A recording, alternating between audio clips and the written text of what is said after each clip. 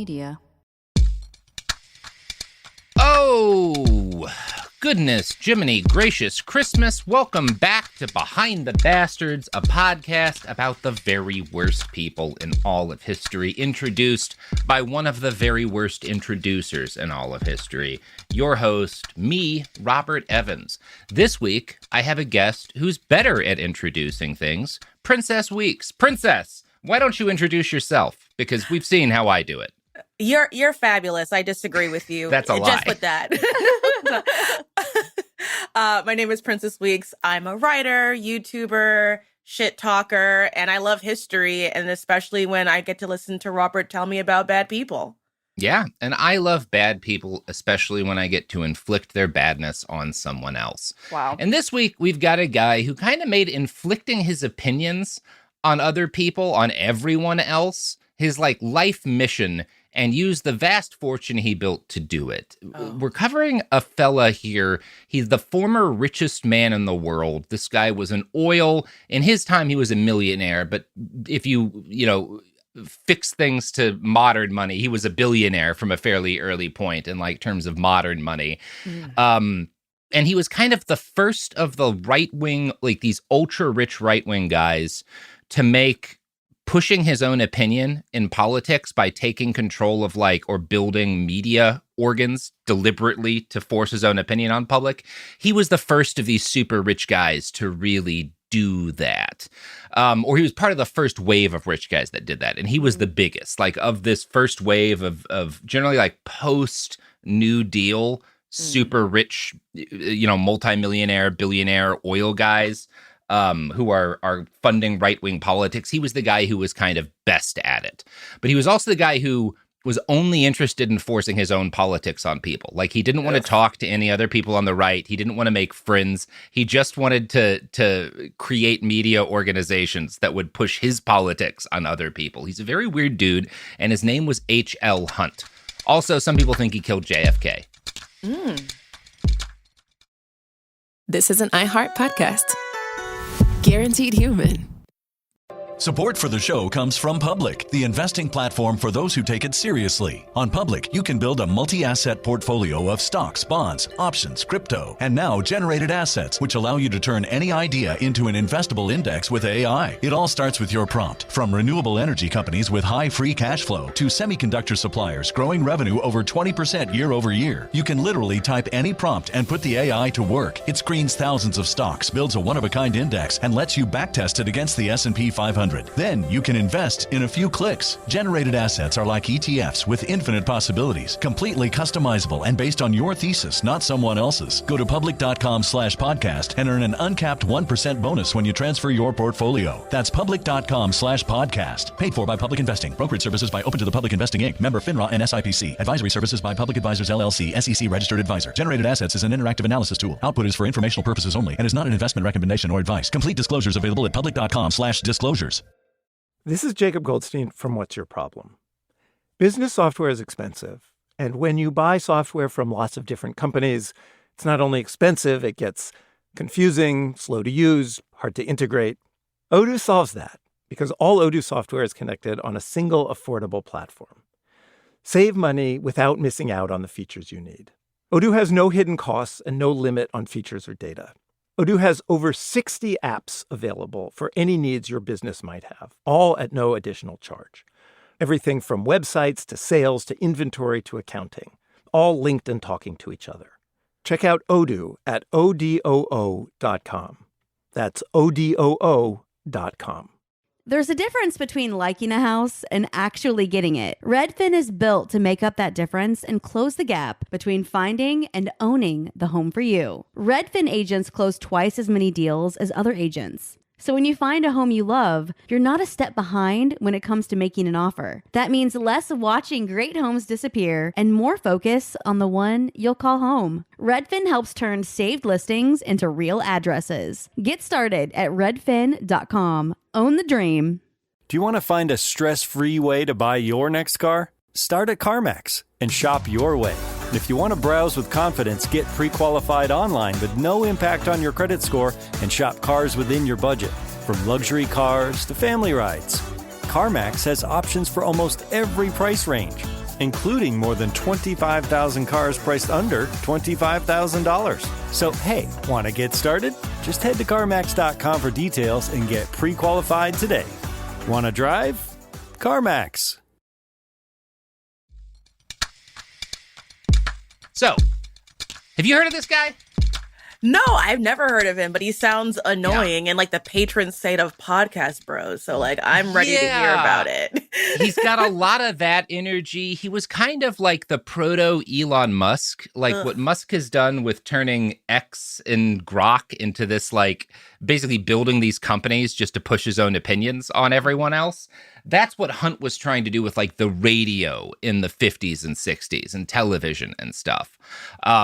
So he's an interesting character and like a freak in his own personal life, which is always fun when one of these guys is just the strangest, weirdest little guy. So what does Princess? HL stand for? Yeah. Great question, Sophie. That's what we're starting, because he has like one of the most racist old white guy names you could possibly have. I'm thrilled. Haroldson Lafayette Hunt Jr. That's this fucker's full name. Haroldson. And a Lafayette in there, Lafayette Jr., you know you're in for a good time when you've got all those names together. Hunt, he's only got Ancestral loser. Yeah. all those. That's a Funny guy, you mention that. that guy I'm like, wow, would cover my drink. Yeah. Mhm. Oh, yeah, definitely. Haroldson Lafayette Hunt Jr. was born in Carson Township, Fayette County, Illinois, on February 17th, 1889. Most of the articles and bios you'll find on him kind of breeze right through his childhood. A bio on the oil industry friendly website Oklahoma Minerals, which depicts Hunt as a hero. So you know kind of ideologically where this bio is coming from. Simply says that he was, quote, the youngest of 8 children in a farming family. His early years were marked by a lack of formal education, as he was homeschooled and never attended public or private schools. So we're off to a good start already, right? Like this is a dude who, and that's not a weird upbringing for the time, really. But it is kind of weird for him because his other like brothers and sisters aren't all private schooled. So Hunt was a pretty prolific writer of letters to the editor and of ads in the Yellow Pages. So we do get other bits of his history, if you're willing to dig deeper, that go a little further than that. In the 1960s, he wrote this in an ad published by the Tennessean. So this is him trying to connect with other members of his family. My grandfather was Waddy Thorpe Hunt. Freeing his slaves long before the war began, Waddy Thorpe Hunt migrated to Searcy County, Arkansas, stopping en route to make a crop near Lookout Mountain. He formed a company of Confederates in 1860, which included his son. He was killed in 1864 by Cantrill's guerrillas. So that's him talking about like his grandfather, right? Like that's the family patron. And I'll let you know right now, he's the only one who says this guy freed his slaves long before the war began. I was going to ask, I was like, he made it sound like, yeah, my grandfather freed his slaves before it was cool, before everyone had to do it. But then he started a volunteer Confederate militia. For love of the game, you know? He's like, I don't even need it. Now, Waddy may not have owned slaves, but that wasn't uncommon. Most people who fought in the Confederate Army didn't have enough money to like own slaves, right? Yeah. Like but that's not entirely the point. Some people were racist without that, right? And that seems to have been his grandfather's deal. Now, what's very funny to me about this ad, which is him like trying to connect with other relatives by talking about his Confederate grandpa, is that right after being like, hey, does anyone know, my grandpa, anyone else related to whom I want to connect? He goes on to like say, I want to exchange, family history with relatives, quote, and present them with 3 of the HLH Aloe Vera Cosmetics. That's his private cosmetic company, and a list of stores in the area carrying HLH Cosmetics. And the remainder of the ad is a plug for his cosmetics business and his right-wing radio show, which I just found very funny that he's like, I want to connect with my family, but I also want to use this space in the newspaper to get people to buy my cosmetics. I love an MLM. Right-wing skincare company. Yeah. Right. But also always a grift. You said he's the youngest of 8 kids. How much more family connections does he need? I think that's how much enough. More family you got to have, bro. Right? Like, why do you care? It seems like you got your hands full there. Yeah, you don't need any cousins when you have a basketball team. Like, it's fine. So that's a good point. That was very funny. I fear it was your target audience. Yeah. Damn near 2, actually. So the Confederate connection was enough to convince me that like I needed to look more into this guy's family history, because I was like, well, that probably means there's something else interesting there. And I could only find one biography that was written about him, which was the book Kingdom. And it was published after he died. And it's actually a biography of his whole family, written by this hardcore libertarian author named Jerome Tusil. And I think Tusil was a fan of Hunt. He certainly wrote a history that I would argue portrayed Hunt pretty close to how Hunt saw himself a lot of the time, although he does include more of the warts than I think Hunt would have. But he clearly like has this degree of like awe in this man for being such a great businessman. It's hard for me to tell how like real this biography is, because Tusil, again, he's like a guy with an ideological bent that he's trying to get across in his books. And his biography of Hunt includes all of these verbatim conversations about conversations that would have happened in like the 1800s. And this book was written in the like 100 years later.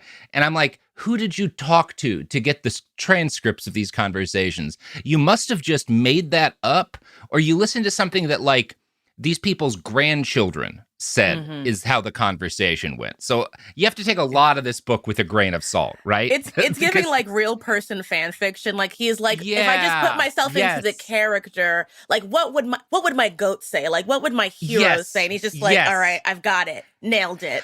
I would say think of it that way. This is real person fan fiction. That said, it's the only book we have about this guy's childhood. And it's clearly based on conversations he had with members of this dude's family. So you can't discard it because it's like our only source, right? That said, we're going to talk a little more about Tusil in this book too, because he's kind of a very funny guy.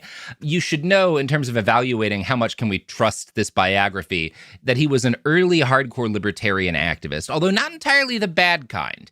He got like politically activated for the first time in his life because he was disgusted by the draft in the Vietnam War, and he staged a walkout protesting the war at the Young Americans for Freedom Convention in 1969, which is like good. Yeah. Yeah. In 1971, he published his first book. It usually begins with Ayn Rand, A Libertarian Odyssey, which is a book about how he went from an angry, lapsed Catholic looking for a new religion to an objectivist libertarian.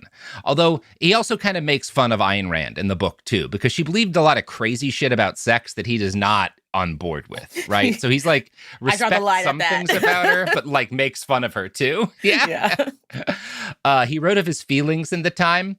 For the moment, I considered myself unique, a lone and courageous individual who had found the Holy Grail after years of floundering. That's how he reacts to reading Ayn Rand for the first time. A lot of guys like that, unfortunately. Just like, that's like the first time, like you talk to a guy who read Dune for the first time. He's like, I just had no idea. All my politics are now Dune. Exactly.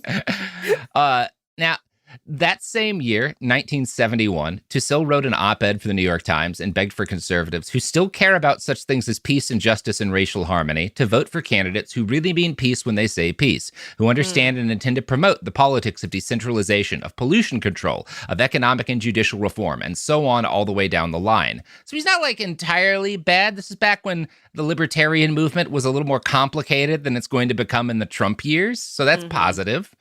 In 1974, Tusil ran for governor of New York on the Free Libertarian Party ticket. He only got like 30,000 votes, and he needed 50,000 to get the party a permanent place on the ballot.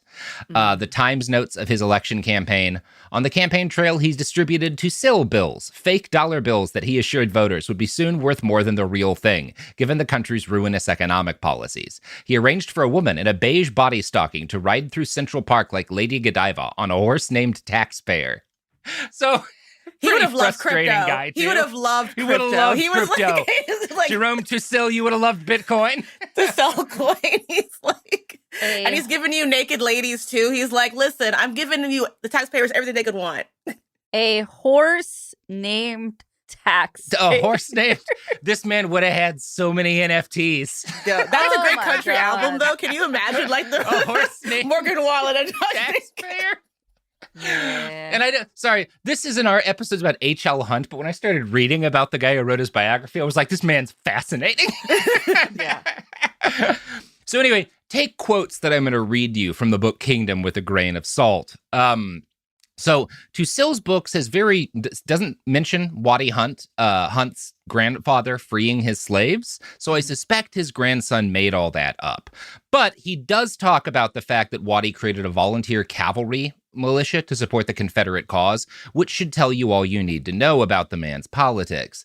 However, there is an interesting discrepancy between what H.L. Hunt came to believe and what Tusill writes in his biography.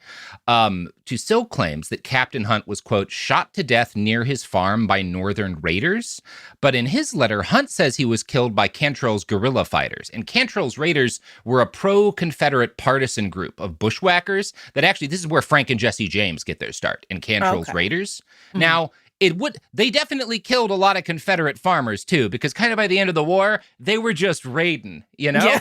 Like they're like, we just like doing this now. Like, this is our new passion. Like, we got to get a scale out of this. When I got into this, it was for the racism, but now it's just the love of raiding. You know, I just can't get over how much I like to raid. They're tapping into their Viking roots. They're like, this is what I was meant to do ancestrally. Yeah. It's like how the Oakland Raiders are ostensibly their fans are ostensibly there to support a football team, but it's really about the raiding for the Oakland Raiders fans too. You know, that's what makes that a great team. Las Vegas Raiders. No, Sophie, I don't accept that at all. That's like me with the Nets. It's like, oh, it's the Brooklyn Nets. I'm like, they're from New Jersey. It's okay. We don't have to make things up. Just because Jay-Z says it doesn't mean it's true. Not right. Yeah.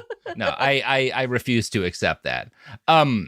So when Captain Hunt gets murdered whether it's by Northern partisans or Cantrell's raiders, his son H.L. Hunt, which is the same name as our H.L. Hunt, right? And it's his dad, takes control of the family. Now, H.L. goes by the nickname Hash for reasons lost to history, but are more likely rooted in potatoes than marijuana. Too bad. He's a fascinating figure because his life and his son's life kind of perfectly embody the evolution of American conservatism from the Civil War up to like the modern era through like the political realignment of the mid 20th century. Because you have like the Republican Party, which is this like radical progressive force in the country that then becomes like the conservative party over a period of time, right? Mm-hmm. And his family really embodies that very well. In 1864, before the war was over, Hash after his dad gets killed, he moves up north and he takes an oath of allegiance to the Union. Per the book Kingdom, up north was where the money was, Hash told his family. The South, as they had known it all their lives, was finished. It would not rise again for 50 years at least. So you see, this is a family that, number one, never gives up on like the racist things that led them to support the Confederacy. But Hash is a very pragmatic guy. He's like, the Confederacy's not winning this war, and I want to be where the money is. Like, I'm not going down with the ship. Fuck that. My dad did. That seems stupid. Exactly. It's like the slaves are gone. Let's go up to the industry and abuse the Irish. Right. Abuse whoever we can. Because I'm still racist. Don't get me wrong. Right. We can diversify. So the family winds up in Illinois, which is where our H.L. Hunt is going to be born in 1889. They start farming, and things are going pretty well for the Hunts for a while. Hash is a good businessman and a skilled farmer. In short order, he meets a girl, the daughter of an Army Union chaplain, and she's named Ella Henderson. This is going to be H.L. Hunt, our Hunt's mom. Tusill's book claims that she, quote, was descended from an old Huguenot line, and she deported herself with a certain aristocratic air not unworthy of her birth line. Now, that's an interesting, weird use of the word deported by Tusill there. I've never heard, I think he meant to write comported? Because I don't think deported actually works that way. But it made its way into the final copy of the book, so. They're like, we're just not Huguenot enough to understand how sophisticated that is. You got to be way more Huguenot to get that word right. Yeah. So I don't know if she had Huguenot blood in her veins or whatever, but this is very consistent with what H.L. Hunt's going to believe about his background and himself, because he thinks he's special, and part of why he thinks he's special is because of his blood. From 1873 to 1889, the Hunts have 8 children, the last of whom is our boy, Haroldson Lafayette. Given that he has the same name as his father, Hash, he was nicknamed Junior, and the family soon took to calling him June or Junie. So as a boy, he goes by June or Junie because he's got the same name as his dad, who goes by Hash. Now, the Hunts' 500-acre farm was productive and supports the family well, but how well it supports them is kind of hard for me to say. Tusil writes that they, quote, just managed to scrub out a meager living. But we also know that by the time Hash dies, he gives all 8 of his kids pretty significant inheritances that suggests they're actually doing very well. Now, maybe I don't know how long it takes them to be doing very well, but certainly by later in his life, they're like upper middle class, right? If not rich. It's a little hard for me to tell that. Do we know the breakdown of like the genders of the siblings? Was it like more girls than boys? Because you can outsource the girls; they can go somewhere else. I think it's a pretty good split. But he's got at least a couple of sisters. Okay. That said, I think it's also Hunt kind of talks up his family having a harder time when he was a kid than they really did, because all conservatives who wind up crazy rich like to pretend they were poorer than they were. Yeah. At any rate, in 1894, when Junie was like 5 or so, his dad, Hash, gets elected sheriff of Fayette County. He ran as a Republican, which is a major shift for the son of a Confederate volunteer who'd fought against the Union himself. Hash becomes the first Republican sheriff of Fayette County, although not the last. He settled into a pattern of spending a week or so in Vandalia, the county seat, and then heading home for a few days to tend his farm, which was now primarily maintained by his wife and older sons. If Tusil's book gives an accurate account, H.L. Hunt, or Hash, was not a pleasant man to have as your dad. Quote, Hash Hunt would storm through the house, sipping a bit of his own homemade corn whiskey from a jar, and thundering to anyone within earshot his views on the world, on the hard times that had spread through the nation like a pestilence, on the politicians who had brought these conditions about, and on the bare living he was able to scratch out from his farm and his share of salary. So they've got kind of right-wing talk radio in the form of their dad. Right. He's just like a drunk Rush Limbaugh complaining about how hard things are while he makes a lot of money. I'm so glad he has the authority to arrest people. There's nothing about someone just drunk and be like, you there. Do you know what you're doing to the economy? There's actually no law about how drunk you can be as a sheriff in Illinois in the 1800s. I feel confident saying that. Thank God for that. Thank God for that. We used to be a proper country, Princess. We used to be a proper country. Exactly. So, as I noted earlier, most casual bios of Hunt will point out that he was homeschooled. Now, depending on the source, I've seen arguments that his education was pretty minimal and lacking, and that his mom did a really good job. Whatever the case, he was brilliant from a young age. Hunt purportedly learned to read before he was 3 years old, and as one writer phrased it, was clever with numbers from a very early age. Now, I suspect these claims are a mix of the truth and some myth-making. Hunt is, as an adult, going to be an almost supernaturally gifted card counter. He is legitimately, and there's enough evidence that we know this isn't myth-making, when he sits down to play poker, he wins, right? He's got like a superpower. Like, he's incredible at it. And he's also, just his business career shows, he's really good with money. He's good at, like, counting up sort of analyzing risk versus like the odds of profit and loss in his head and making snap decisions that wind up being very accurate. So I don't doubt that he's a math genius. I kind of doubt he was full on reading before the age of 3, but he probably was precocious. His sisters adored him, and in general, the women in his family paid close and doting attention to the boy. Hunt would later complain of his family's poverty in those years, but the Hunt family were in objectively better shape than their neighbors. The 1880s played host to one of our nation's many regular, back before the Great Depression, and then afterwards when they like changed the way the banking system worked in significant ways. We used to have depressions a lot more regularly, right? It's like diagnosis of depression. It's like you're gonna have it every couple. You're gonna have a high, low day. The national economy was dysthymic. Yeah, exactly. They didn't have Prozac yet to really regulate the banking system. We hadn't invented money Prozac, which is the FDIC, I guess. Yeah. So the 1880s played host to one of these depressions, and most of their neighbors lose everything or almost everything during this time. Now the Hunts don't, but Hash is still unhappy. Tusil describes him as a man driven to rage by his failure to make more of a success of himself, and one who took his frustrations out on his wife and children. This creates a miserable situation for Ella, and she tries to distract herself by obsessively caring for her youngest son, Junie. Per the book Kingdom, Junie was her pet, her baby, and he looked to her for refuge against this strange, violent man who filled him with terror every time he entered the house. He was almost a serial killer. He was almost a serial killer. That was like... He gets a few of those vibes. Yeah. Yeah. Yeah. Now, you know who else is constantly filled with a terrifying, violent rage? Robert, no. The sponsors of this podcast.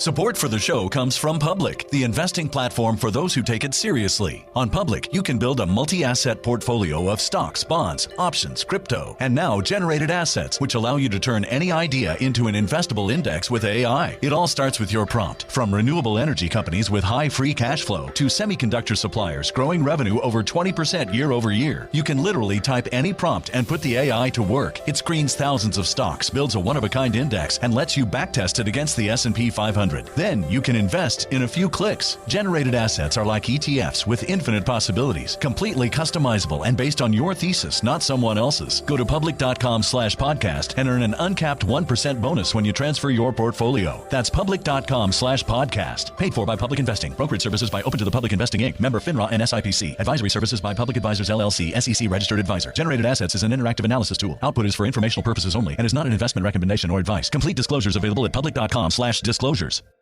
You're a pro at running your life, at committing to your workout, at showing up every day. At Bombas, we're pros too. Pros at making socks. Our sport assortment has specialized socks for whatever sport you're committed to. Running, hiking, golf, Pilates, and so much more. Made with sweat-wicking yarns, blister-fighting details, and targeted arch support. Bombas Sport is pro-level socks from the pros of socks. For another pro, you. Go to bombas.com/audio and use code audio for 20% off your first purchase. That's bombas.com and use code audio. This is Jacob Goldstein from What's Your Problem? When you buy business software from lots of vendors, the costs add up and it gets complicated and confusing. Odoo solves this. It's a single company that sells a suite of enterprise apps that handles everything from accounting to inventory to sales. Odoo is all connected on a single platform in a simple and affordable way. You can save money without missing out on the features you need. Check out Odoo at odoo.com. That's odoo.com. This is Martha Stewart from the Martha Stewart Podcast. Ever wonder how to make hosting look effortless? Here's a secret. When prepping for cooking and baking, get ahead of the mess with new Reynolds Kitchens countertop prep paper. Just lightly wet the counter so the paper grips. Lay it down, and drips and spills stay on the paper, not on your counter. Cleanup is as simple as lifting it away to reveal clean counters. Effortless? It is, thanks to Reynolds Kitchens countertop prep paper. Wet it, set it, prep it, done. Available in the Reynolds Wrap aisle at Walmart, Target, Amazon, and Costco.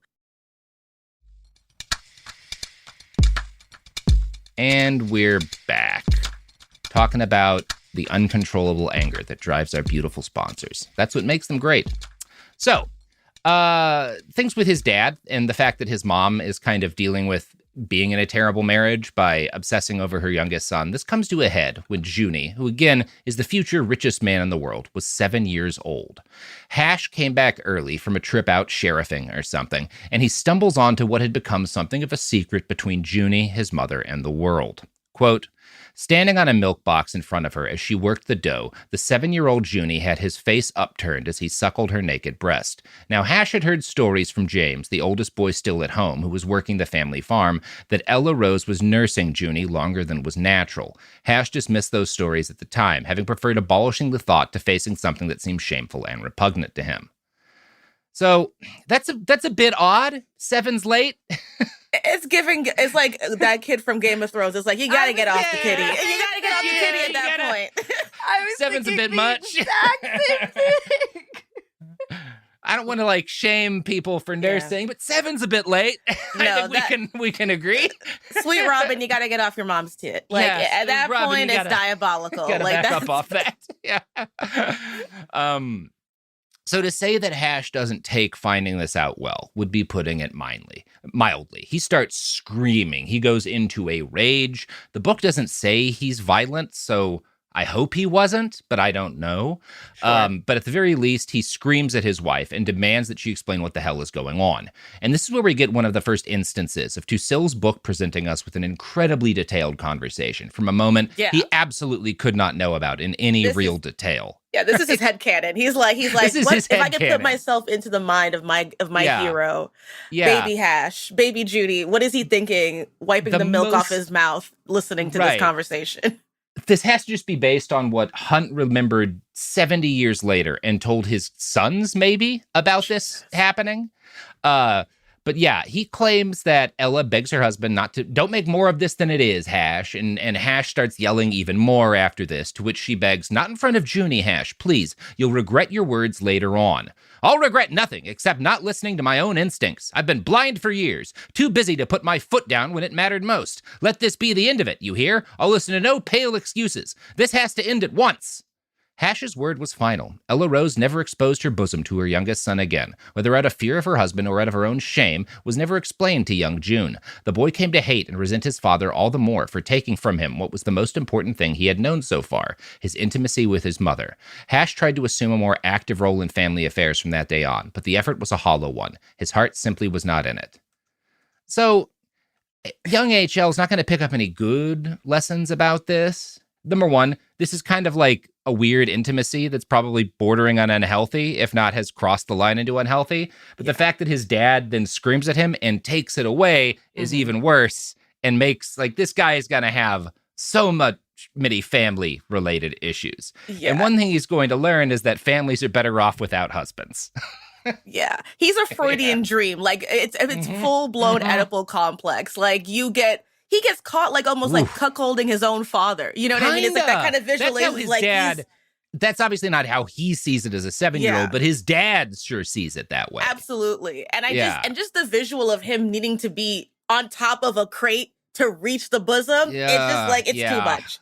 Like, I'm not team Hash, but I definitely think you need to put the kibosh on that. Like, that is not okay. Yeah. It's good stuff. So whenever I'm starting my research into a new bastard I don't know a lot about going into the project, there's this period of anxiety where I'm like sinking research time into a guy, but I don't know if they're interesting enough to like work as an episode yet. And when I hit this story was the moment I stopped worrying about H.L. Hunt. I was like, oh, thank God. Okay. There's something to sink our teeth into with this motherfucker. We're going to get it. You don't tend to see this story mentioned in most other articles on the guy, with a notable exception of one of my major sources for this, which was a chapter from Heather Hendershot's great book, What's Fair on the Air, which is about Cold War era right-wing broadcasting. She devotes a chapter to Hunt, and she writes this: that he had nursed at his mother's breast until the age of 7 was a point of pride, further evidence of his innate specialness. Normal rules didn't apply to him, he reasoned. So that's based on he would talk about this moment to like journalists and to his kids, and he was proud of it because, again, he develops pride in being different from everybody else, right? Not subject to the rules. That's also very important. Like, I'm the eldest boy. Yeah. Yeah. Like, really? I'm a sweet boy. I can suck on my mom's tit as long as I want, God damn it. Yeah. God damn you. God. Now, there's a lot to say about like how good, because kids need to feel like they matter and like they're special, but not in certain ways also. Like, you need to feel like you matter and you're special because everyone matters and is special, which is like what Mr. Rogers tried to get across, as opposed to, no, I'm special, as opposed to everyone else. And that's why they want to defund PBS, everyone. They want you to be relying on only the breast milk. Only the breast milk. That's big breast milk is behind all of this, princess. I've been saying that for years. It's true. Oh my goodness. Yeah, the breast milk industrial complex is what really runs this country. Good Lord. So the feeling of specialness in young H.L. Hunt was stoked by the way his sisters treated him. While his older brother James and his dad both bullied him, his mom and the girls smothered him with attention. In his biography, Tussaud writes that June's sisters teased him often enough about being Ella Rose's favorite, but the teasing was good-natured and playful, unlike James's sneering and resentful taunting. The girls regarded Junie as their own special pet, as well as Ella Rose's. Right? So that's probably not bad. You know, your sister's kind of babying the youngest kid. But again, this is all going to sort of feed into his I am a special person complex, which isn't going to be ideal for everyone. Hunt also enjoyed a close relationship with his older brother Leonard, who he idolized and who loved him back.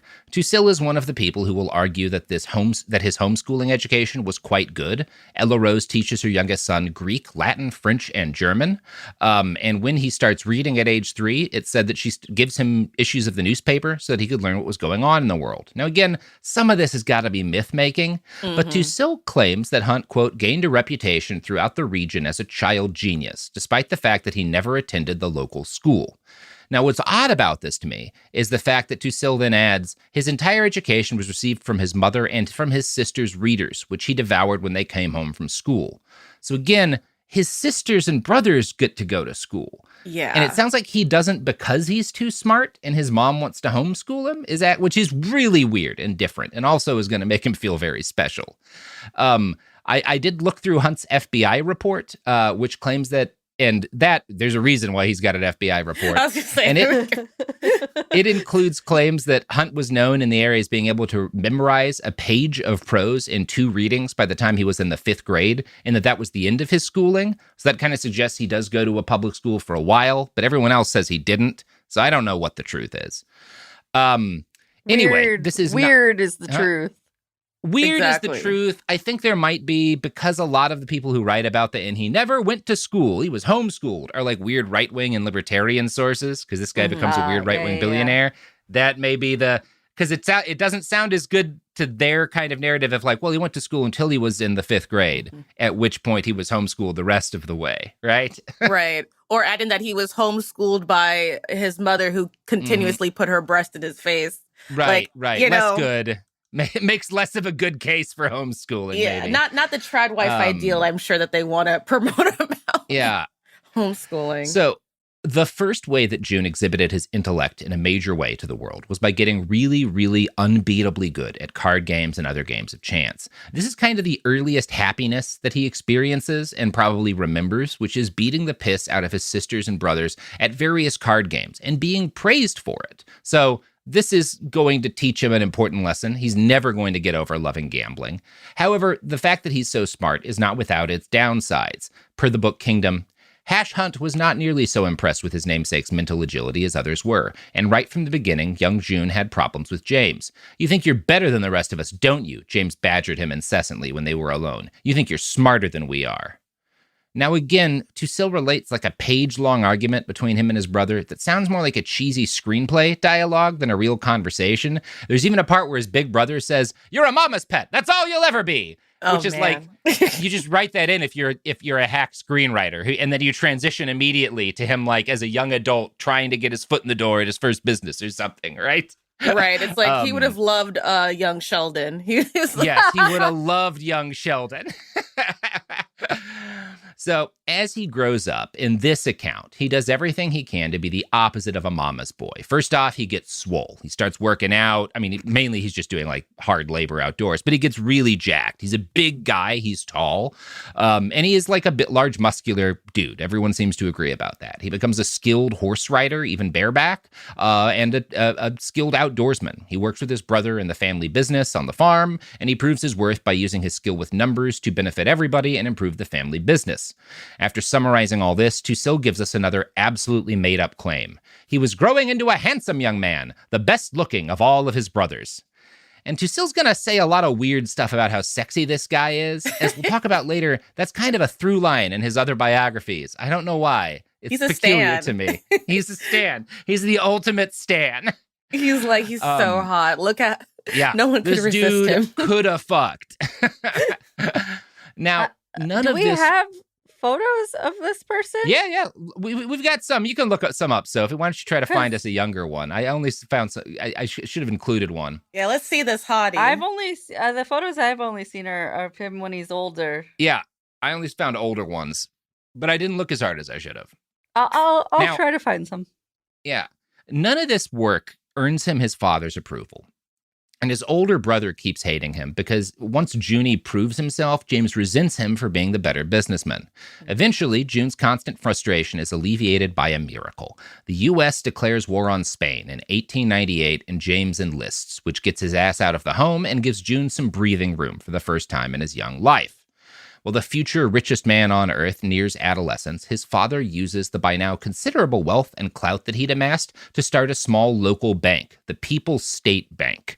Weirdly, his oldest son, Robert, who had moved out of the house by this point, starts a separate bank to compete with his dad's bank, which says a lot about the family dynamics that isn't spelled out in this book, but you don't do that if you have a good relationship with your dad. Create a spite bank A spite bank? A bank just to spite your father. It's so Kendall Roy coded. It's like, I think know. everything is giving Succession. I'm just kind of like, he's like, I'm the eldest boy. I'm going to make my own bank, Dad.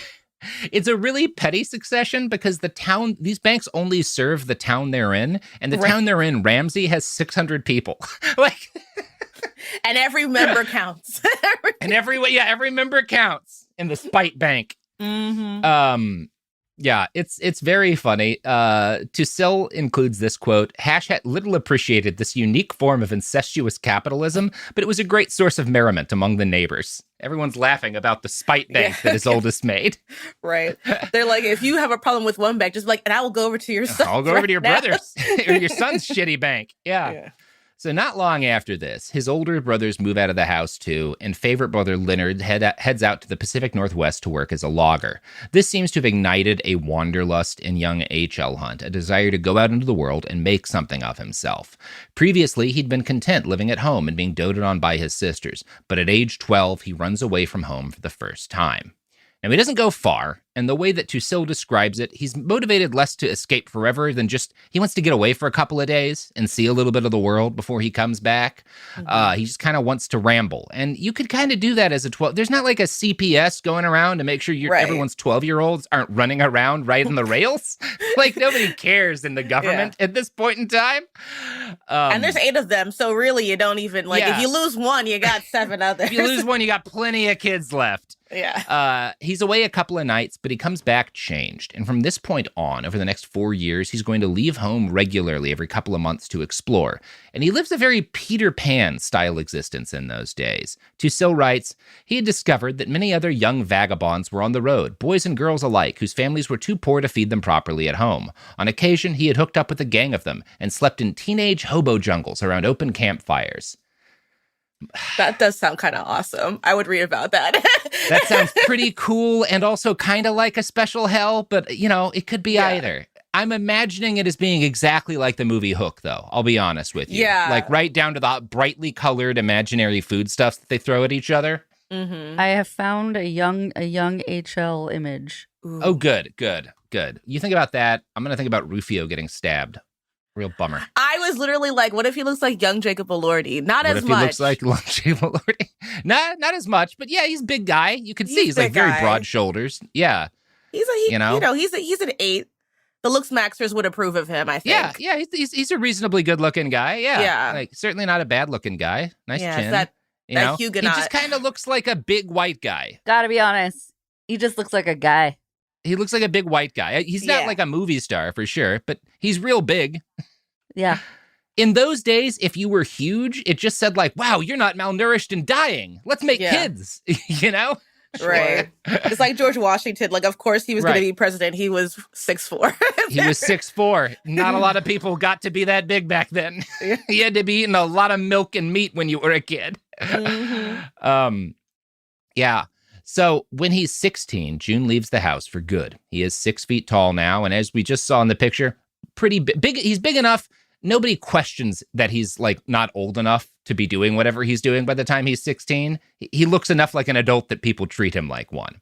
He leaves in the spring of 1905, and he first hits St. Louis, where he gets a job on a railroad. He takes odd jobs to get from Kansas to Colorado, and then he heads up towards Utah, where he gets a gig watching a carload of sheep on a train ride to California. As soon as he gets to California, he falls in love with it, like all sensible people do. Right. Although being a libertarian, Tusil has to write this in the grossest way that he can.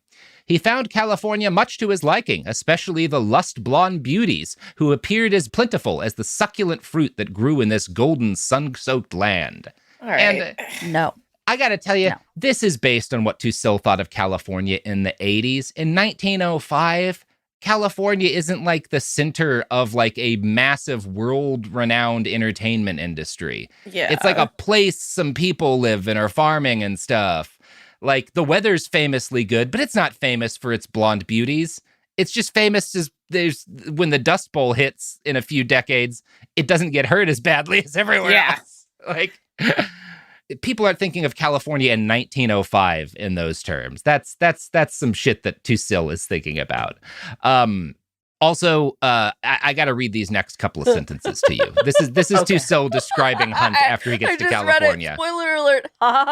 Oh, gosh. All right.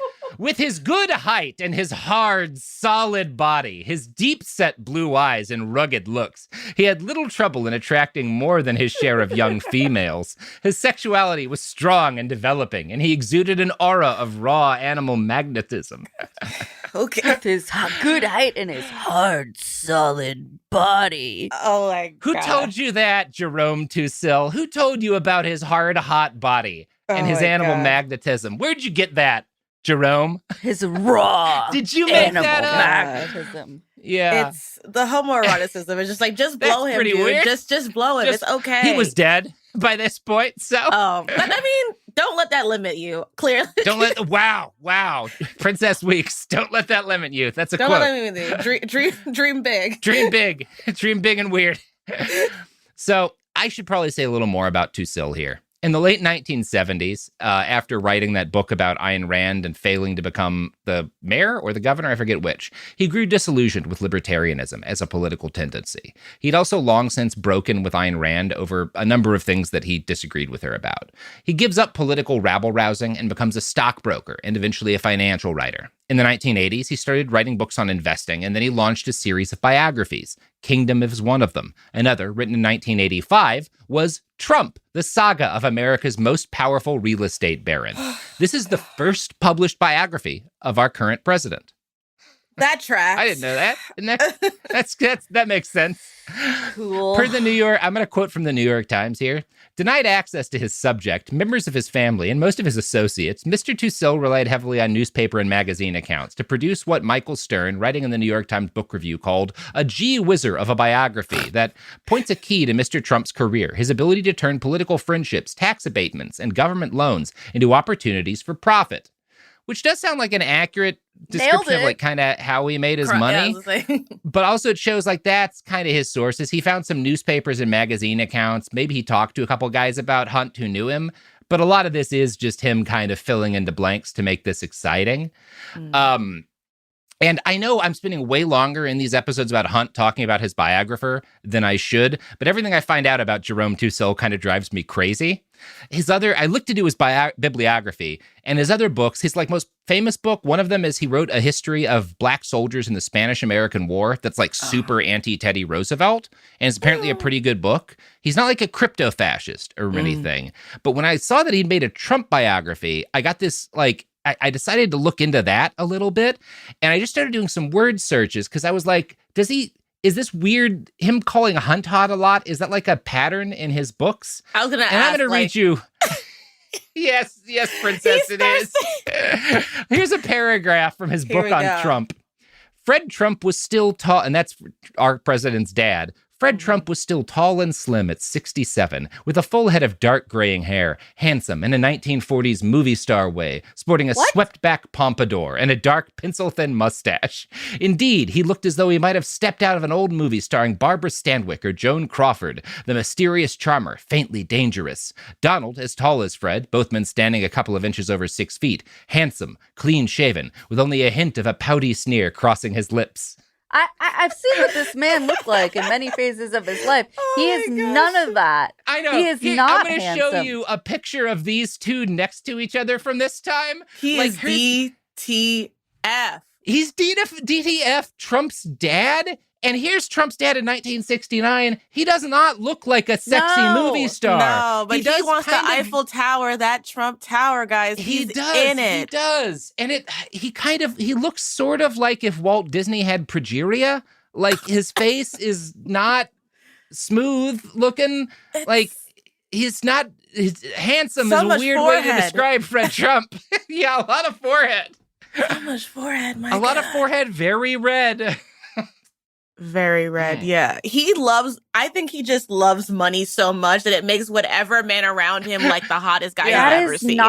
That is not what we call a Abraham Lincoln. That is, I have to read a lot of biographies, and even autobiographies, for this show I do. I've never run into a guy who talks about how hot his subjects are this often. It's really horny. weird. Yeah. It's really You weird. know what? That's Olivia Newsy's like inspo board. She's like, that's yeah, she's got him on there. Great reference.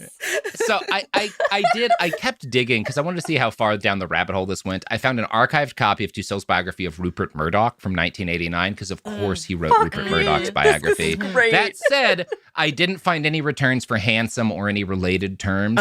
Darn. I didn't read through the book, so maybe he just used different words to talk about Murdoch being hot. Anyway, this is a pointless diversion, but I had to do it. Sorry. Thank you. No, it's let's perfect. take an ad now break. I'm imagining like him doing biographies of like Elizabeth Holmes and like other people. Like there's a lot of pages talking about how that turtleneck fit her, Jerome. Right. Do we need to edit maybe some of this down? That's what the people want. They're here for my thirst traps.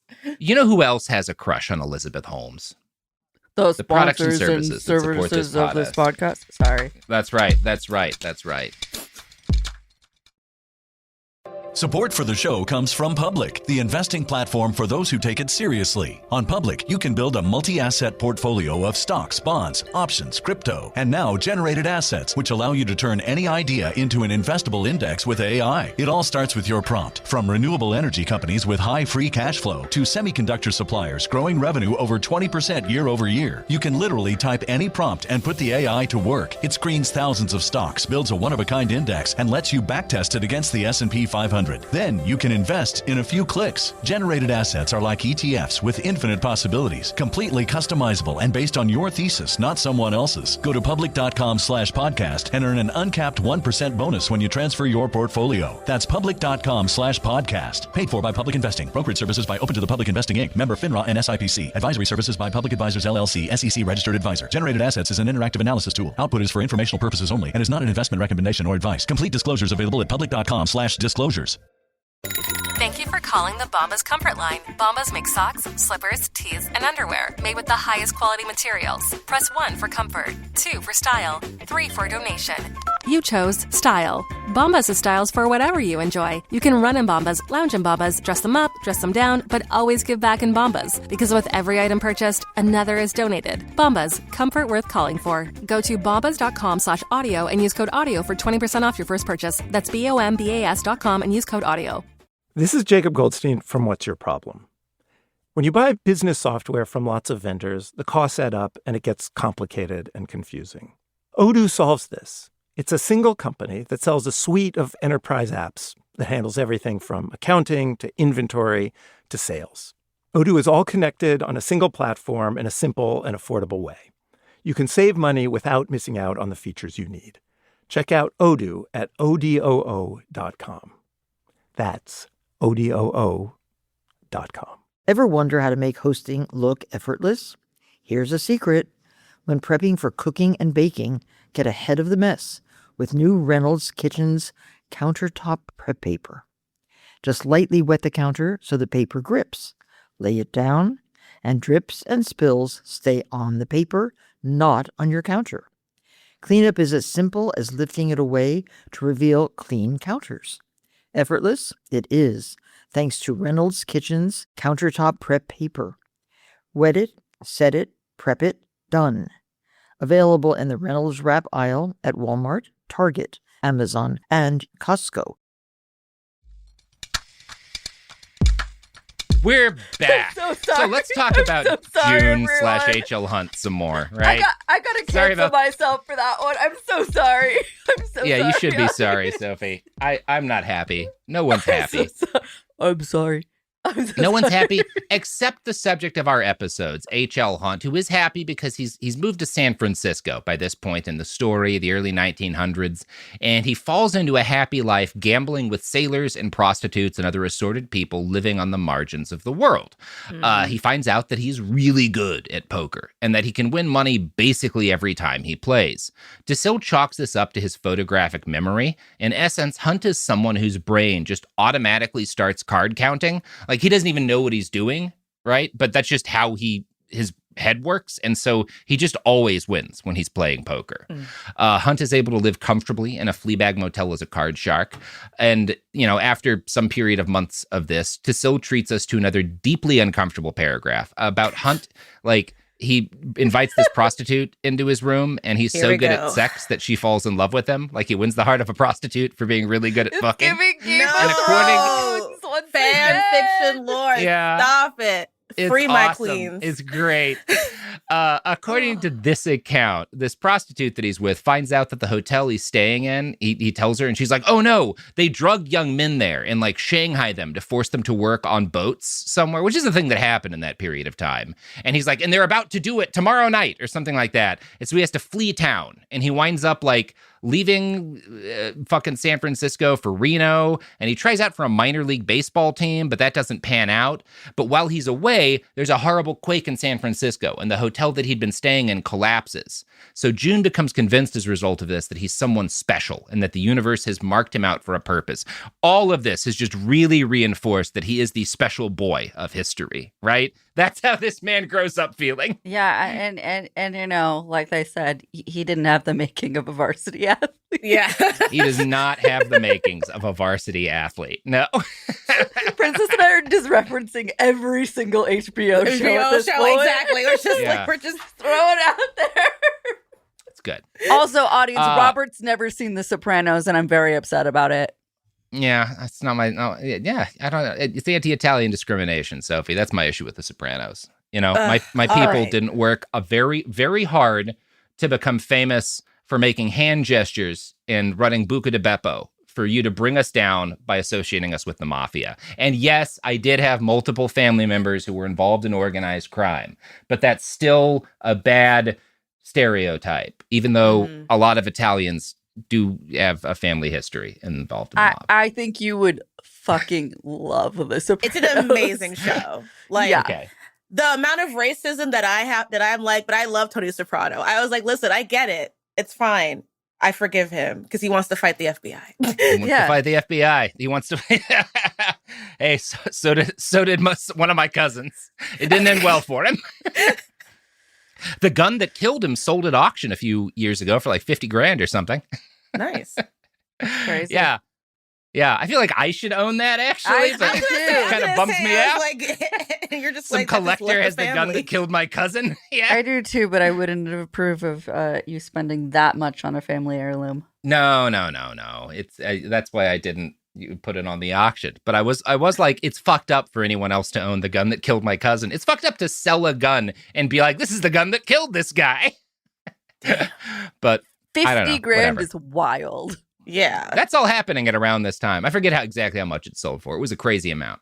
So anyway, I don't know how much credence to give the whole I was so good at sex that like a magical prostitute saved my life by helping me escape an earthquake thing. That's not real. I can believe that like he left a hotel in San Francisco and not long after there was an earthquake, because that earthquake did happen and a lot of stuff was destroyed by it. And a lot of people had the experience of a week or two earlier, I was in the hotel that collapsed. Tons of people would have had a story like that. So it's very possible.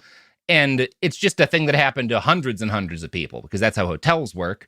And he takes from this, I am special and marked out for greatness, right? So one of the other things that we see in Hunt, you know, in the early days, he has this growing belief that he's special, and he also has a fundamental distrust of his fellow man.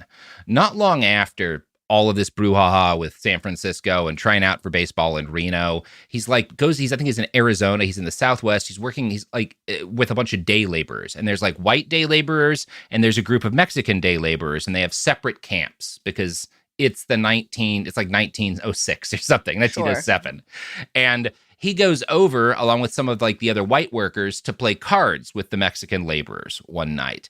And Hunt just wins everything. He takes all of these Mexican guys' money, which winds up to like $4,000, everything they have in the world. And so the other white dudes, the longer he wins, they start leaving to go back to their camp because they're like, hey, man, or hey, Hunt, maybe you want to go? You probably don't want to take all these guys' money. This seems like it could get dangerous. So they leave.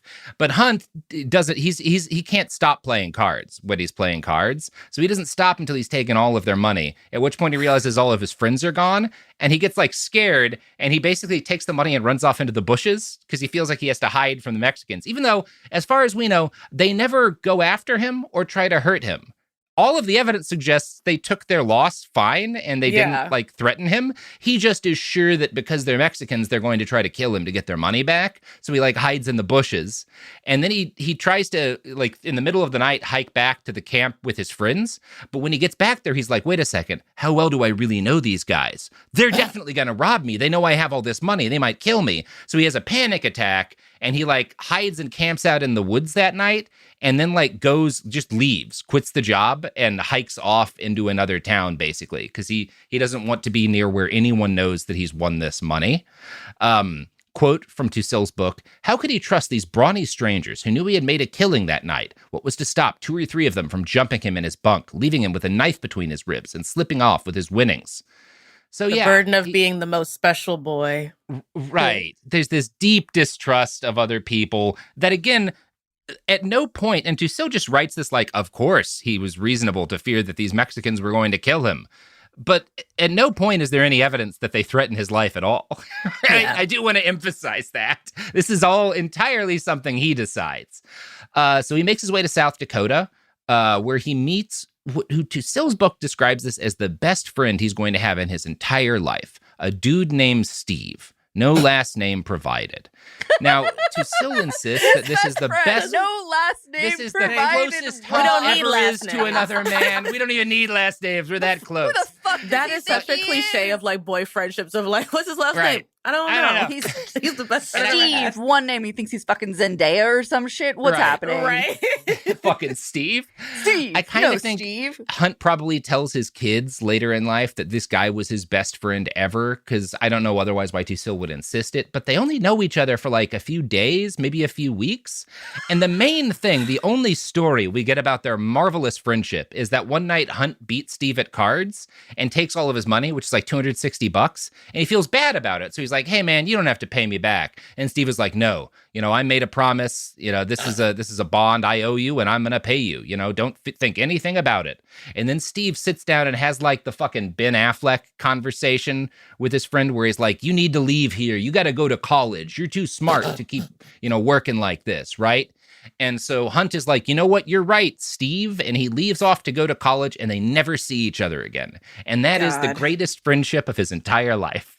God, he invented a father figure just so he could go to school. A man who insisted on paying him and then did a Goodwill Hunting to him. Yeah. His best friend, Steve. They knew each other for days. That's his best friend ever, Steve. Never met again. Steve Zendaya. Exactly. Steve Zendaya. Is Michi. Yeah. So now at age 17, Hunt briefly attends college, 17? drops out. He's 17. He goes to Valparaiso, which is known as the poor man's Harvard, and he robs his fellow students there blind at card games and then dips after like a semester. He never gets a degree. He just kind of takes everyone's money and then leaves. He goes home. He's around 18 now when he finally makes his way back home for the first time since he'd left.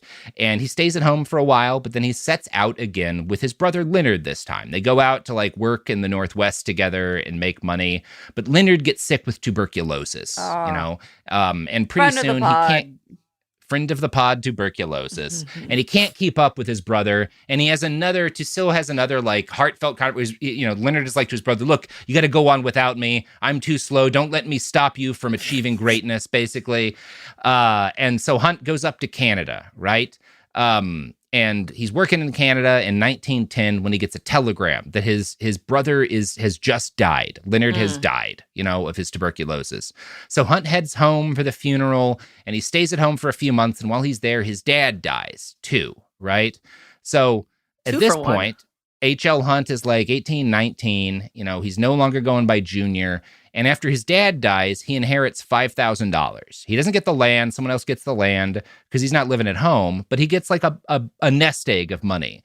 And he takes this and he adds it to the money that he's saved up from working as a card shark. And he decides, I'm going to stop wandering. I'm going to make real money. And in order to do that, I need to like invest in something. And I want to start a farm, right? His dad had always talked about how much better the soil was down in the South and how, if only we lived in Arkansas, then we'd really be doing well, as farmers. Right. So Hunt moves down south to Arkansas near the end of 1911.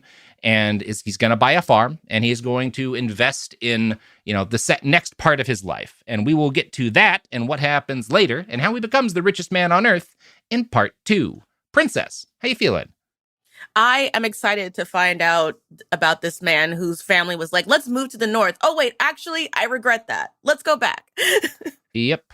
Princess, do you have anything you want to plug real quick?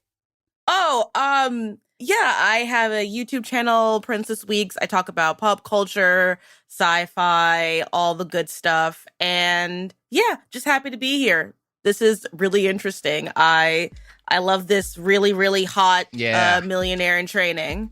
Sexy millionaire narcissist. Yes. So hot his brother's like, no, you're just too handsome. Just keep going. Yeah. Just keep going. Don't stop. Just keep going. Keep going. You're too hot. Don't be slowed down by my narratively convenient death. Wow. We'll be back with part 2. All right, everybody. Go to hell. I love you. Bye-bye. Behind the Bastards is a production of Cool Zone Media. For more from Cool Zone Media, visit our website, coolzonemedia.com, or check us out on the iHeartRadio app, Apple Podcasts, or wherever you get your podcasts. Full video episodes of Behind the Bastards are now streaming on Netflix, dropping every Tuesday and Thursday. Hit Remind Me on Netflix so you don't miss an episode. For clips and our older episode catalog, continue to subscribe to our YouTube channel, youtube.com/@BehindTheBastards. We love about 40% of you, statistically speaking. This is Jacob Goldstein from What's Your Problem?